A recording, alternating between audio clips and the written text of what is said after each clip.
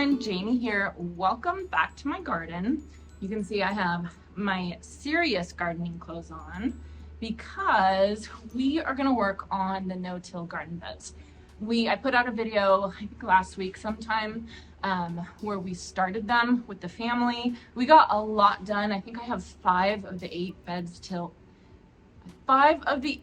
beds filled at this point, but I really want to finish. I'm tired of having a pile of compost right in the middle of everything. So Jason and I are going to work on it today. The girls are at a play date. They are swimming, lucky ducks, but Jason and I are going to try and get this done.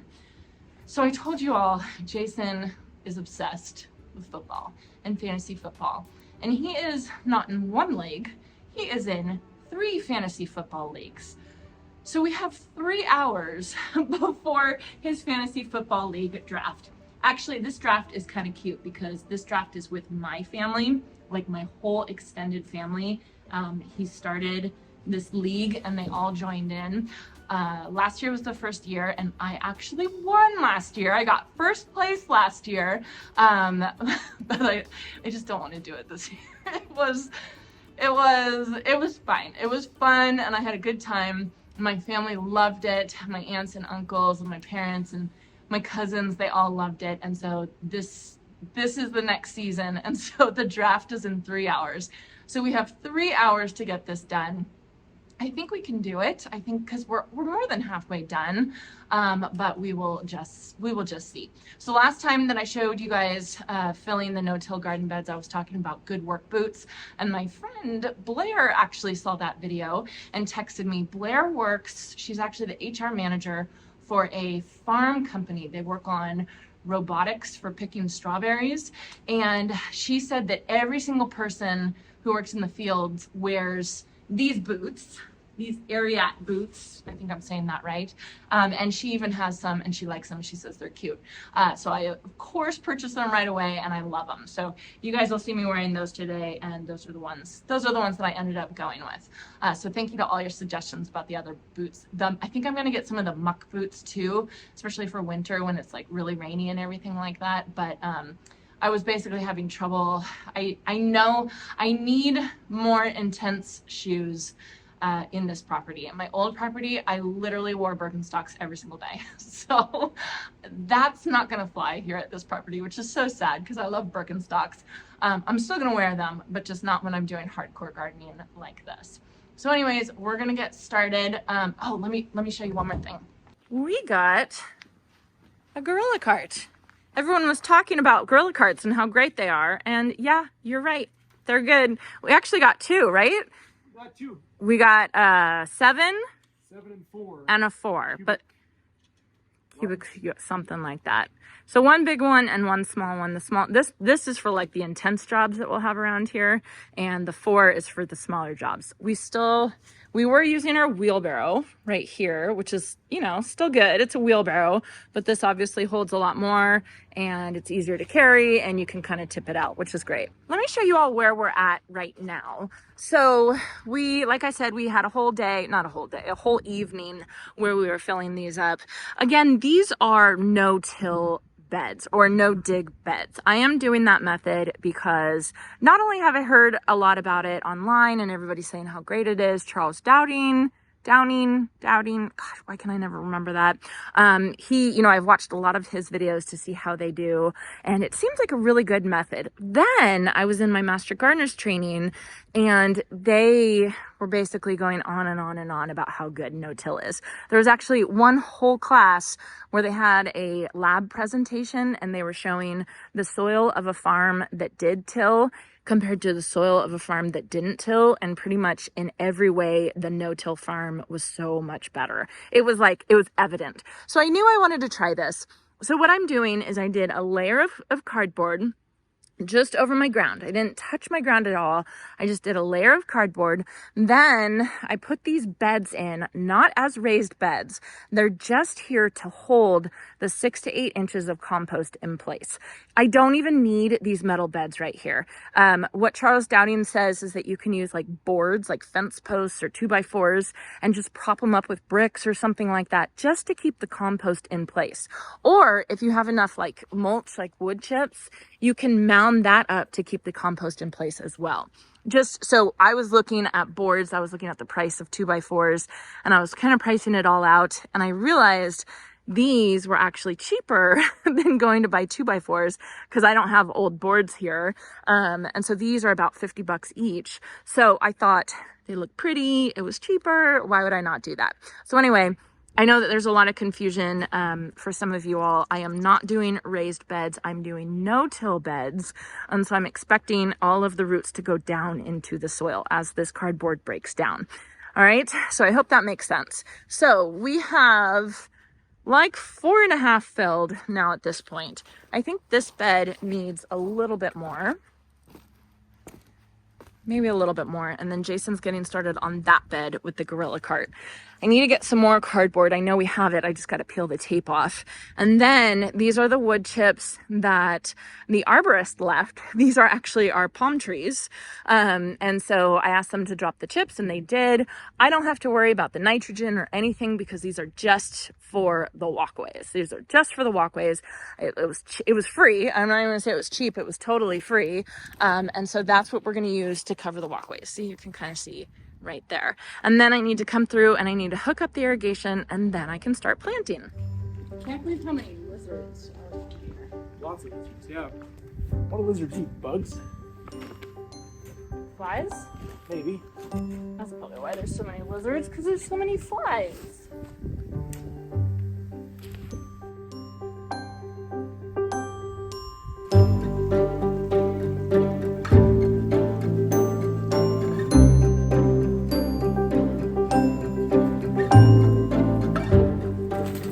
The girls doing fantasy football? Yep.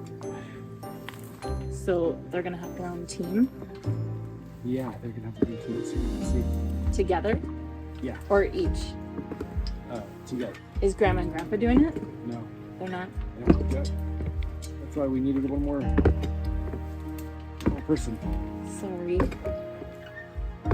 Didn't want to beat everybody against you.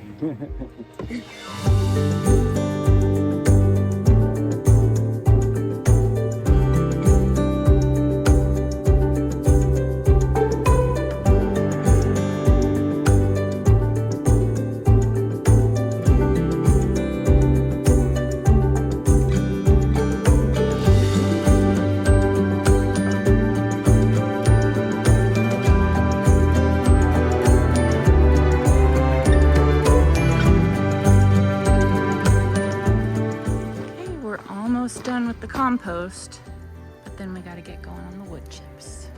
Okay, Jason just informed me of something that I was unaware of, and you all know that because of what I said to you earlier in this video.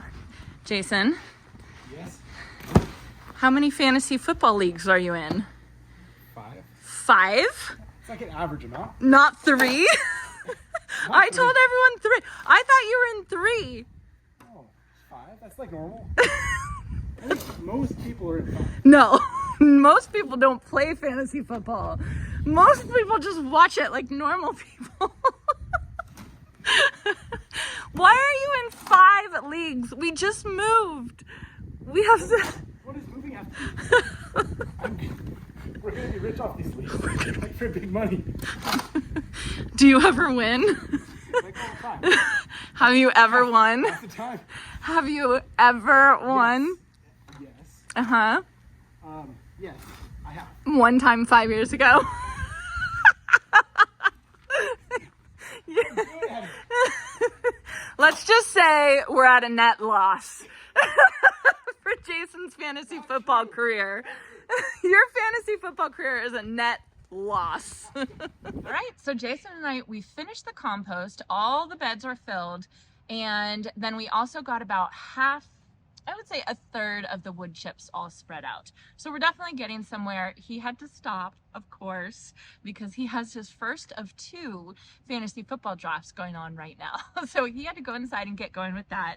I am, of course, just giving him a hard time. I think it's great that he does it. I especially think it's great that he does fantasy football with my family. I think that is just the cutest thing, and they all give me a hard time that I'm not into it, but I'm literally just not that into it. I'd rather be outside gardening than sitting at my computer looking at a fake football team. Don't tell Jason I said that. But anyway, so to celebrate being pretty much done with these no-till beds, I still have to do drip and I still have to finish the wood chips, but I wanted to get something planted up. So I know it's late in the season. It is the beginning of September right now. But the thing you have to think about is when your first frost date is. And my first frost date is not until December. It's usually December 4th is what they say. So that is over 90 days from today. So that is 3 months from today until our first frost date. Now, of course, things are going to start getting colder and colder as time goes on. But something you have to think about when you're in a really warm weather environment like I am, and I know those of you who live in Arizona already know this and can tell this, we have to kind of think about, not only do we have to think about the cold of the winter, but we have to think about the beating down, scorching sun of the summer.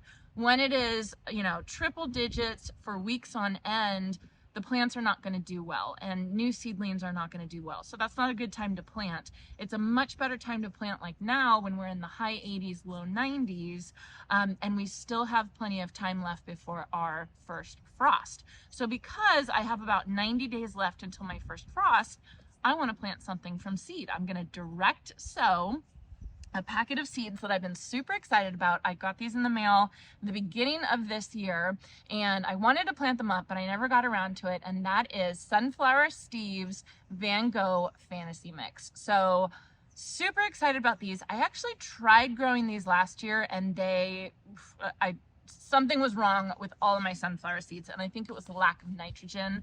So they didn't do well for me last year, but I think that was my fault.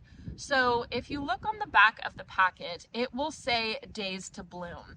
And for the Van Gogh Fantasy Mix sunflower seeds, the days to bloom is 60 to 75. And I have 90 days left of my season. So even accounting for things growing a little bit slower because of it getting cooler and cooler and cooler, I should still see blooms from this mix. And this beautiful mix, I should see blooms maybe in November, maybe even around Thanksgiving. I don't know. That's kind of what I'm hoping. I'm not going to bet on it, but I'm hoping maybe in November, and these colors will be perfect in November. So I thought these would be a perfect seed to start sowing.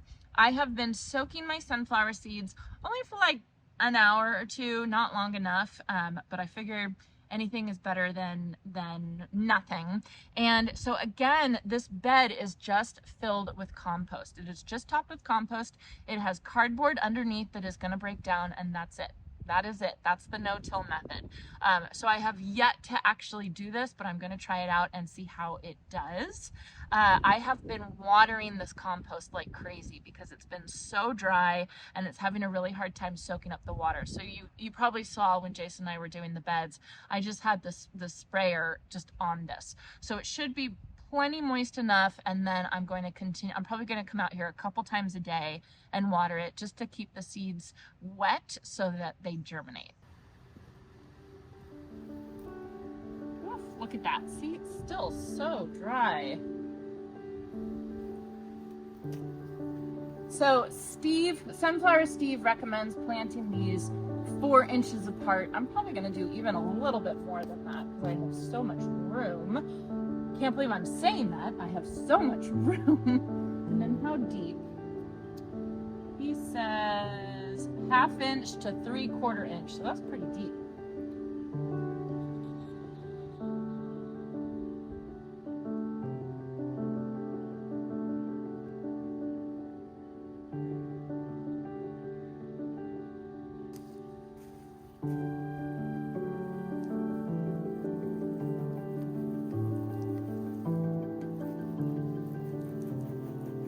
So there weren't a ton of seeds in that seed packet. I very generously spaced them out here and here, and there's nothing in there. So I'm gonna run in my office really fast, look at my seeds, see if I have any sunflower seeds that will bloom in less than 90 days. I don't know. I don't even know what I have. Let me go check.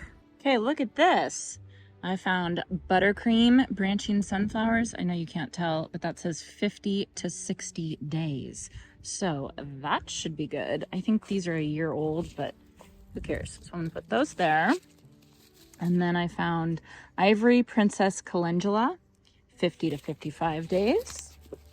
I'm gonna put those there. Okay, the zinnias, it says 75 days. So I feel like that's kind of pushing it, but I'm gonna try anyway. We're gonna do zinnias here. See how organized I am, guys? And then, let's see. Love Lies Bleeding Amaranth, 65 to 75 days. So I'm gonna put those here. And then I have 2 more sunflowers. Starburst Lemon Aura Sunflower, 75 to 80 days, kind of pushing it. Teddy Bear Dwarf Sunflower, 65 to 75 days. I mean, I might as well, right? Look at these. I have all these beds ready to go. Might as well.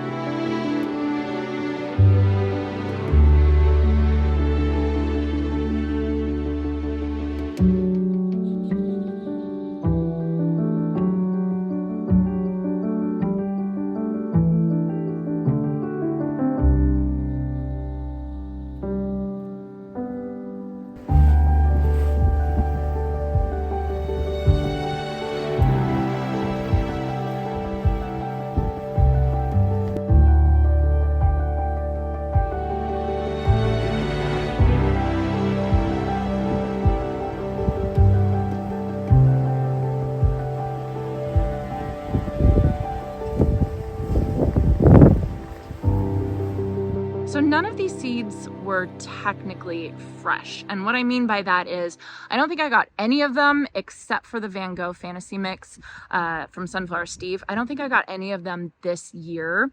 And when, it doesn't mean that they won't germinate, it just means that the percentage of germination rate will slowly decline as they get older and older. So I just can't expect, I can't be surprised if they don't all germinate. And I'm also doing this very late in the season and very haphazardly. I don't know if you saw me, but I was kind of throwing everything out there just because I just want to see what will happen. You know, this is going to be a complete experiment in this new home, this new microclimate that I'm in, the new pest pressure, honestly, and I am going to be watching that and maybe put some chicken wire over these once they start germinating. They should start germinating within a week or two, so I'll just keep an eye out and I'll keep you all updated. Speaking of pest pressure, I wanted to tell you all, after I did the liquid fence, the bunnies, I didn't see any. I saw one because the house behind us, they have dogs, and I heard the dogs scaring the rabbit, and the rabbit came running through here, but then just kept running. So that's the only one that I've actually seen. So I do think the liquid fence works. It's just, that's going to be a big hassle continually adding the liquid fence. Somebody told me though that if you use the liquid, like actually I use the powder form, if you use the liquid form, it actually lasts longer. So once I use up all the powder form, I will try the liquid form. But I have not seen any bunnies in the backyard. I have seen them in the front yard, but I also haven't put any liquid fence in the front yard. So I think I'm just going to have to just kind of have that as part of my routine until they get used to not wanting the food here. I don't know if that'll ever happen. We'll just have to wait and see. So anyway, I'm glad I got the beds filled. I'm glad I got most of the mulch down, and I'm glad I got some seeds sown. And I do have some vegetable starts that I'm going to get in. I kind of want to wait until I'm done with irrigation with that, even though I'm going to have to irrigate these like once or twice a day. But I have the hose link now. I don't know. I'll get around to it. Now at this point, a lot of the big things are done, so now I'm starting to have fun. So starting to plant things, starting to dream and have plans and all the fun stuff. So anyway, it's a beautiful evening. I hope you all enjoyed this, and I hope you all have a chance to get in your garden today.